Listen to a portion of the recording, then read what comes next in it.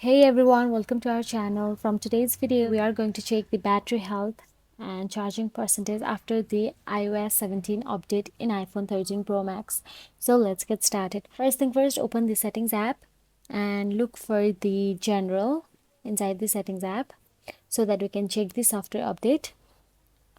So after you look for the general, simply tap on it.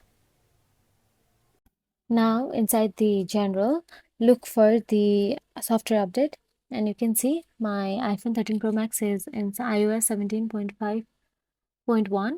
So now go back to the settings again, and now in settings look for the battery option available there and tap on it.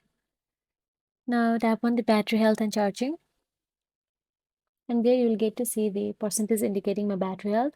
So my battery is in 86%. So my iPhone is 2 years old, and after the update of 17.5.1 it has decreased a lot as well. So that's it guys. If you found this video helpful, please like, share and subscribe our channel, and thank you so much for watching.